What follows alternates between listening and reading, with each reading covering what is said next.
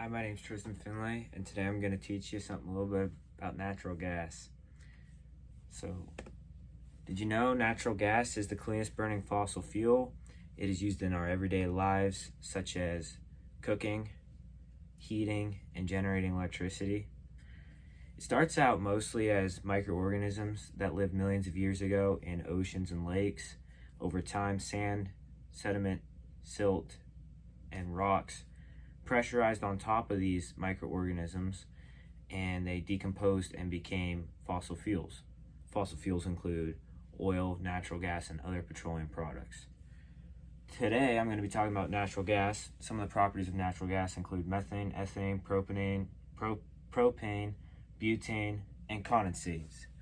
Condensates are like liquid droplets that sometimes can condensate inside of the pipe distributing natural gas. The cleanest burning form of natural gas is this blue flame all the way around. There's no condensates in that. This is a picture of me working in the field for my internship with National Fuel and Gas. So it's the cleanest burning fossil fuel, and this is stated by the U.S. Energy Administration, so it's right. So production is how we obtain natural gas. We start off with the drilling rig here. There's a couple different ways to drill for gas. One will be a vertical well, and the other will be a horizontal well. You could also drill for gas offshore, which are mostly floating drill rigs, or they have pillars that will go and they'll drop down and sit on the floor. So vertical drilling is just drilling straight down into a reservoir. Horizontal drilling is drilling straight down and then going horizontally for miles. This hits different pockets and reservoirs and enables the use of fracking. Fracking is when you pressurize the system in the ground, mostly in shale. It has micro explosions which open up pockets for sand to be pushed into, and gas can go through sand, not rock. Here we got a well pad after drilling is complete. We got artificial lift systems here, such as pumps. After that, we have compressor stations which compress the gas before it hits the pipelines. Here's a wellhead. This is what gets put onto a well after it's drilled. It regulates the pressures. It allows the gas to come up out of the ground with, so it doesn't hurt your well pad system. There are a couple different ways to transport natural gas, and this is the transmission phase.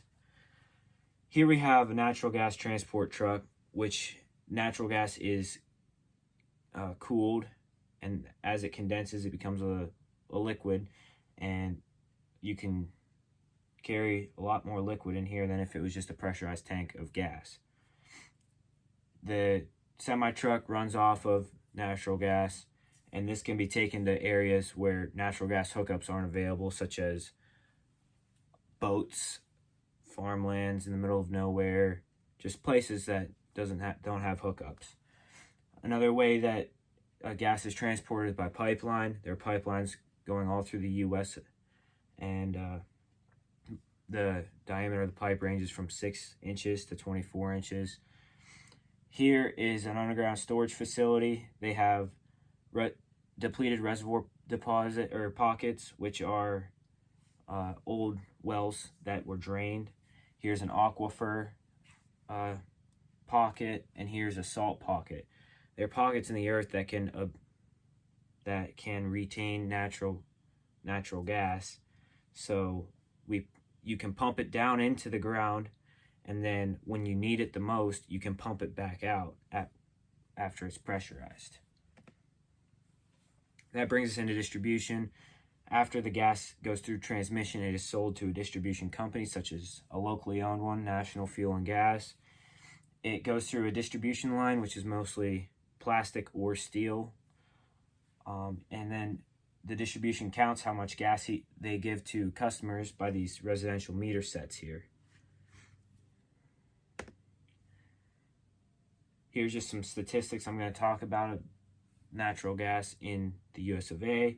35% of natural gas is actually electric power. So power plants will use natural gas to heat up water, which turns into steam and then turns a turbine, creating electricity.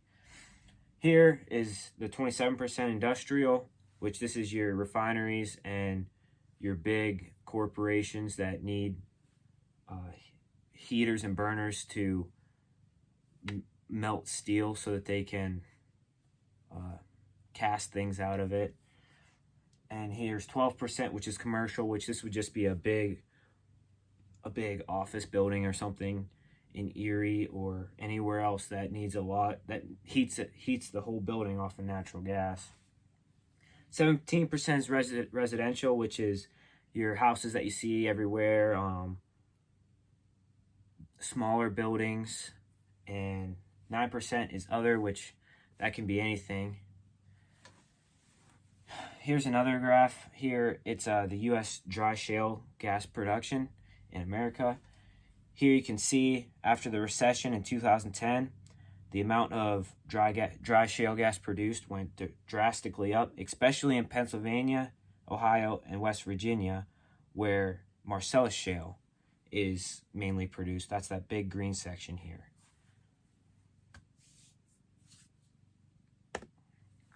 Thank you for listening. I hope you learned a little bit about natural gas. It's our future, and hey, keeps the lights on. Thanks.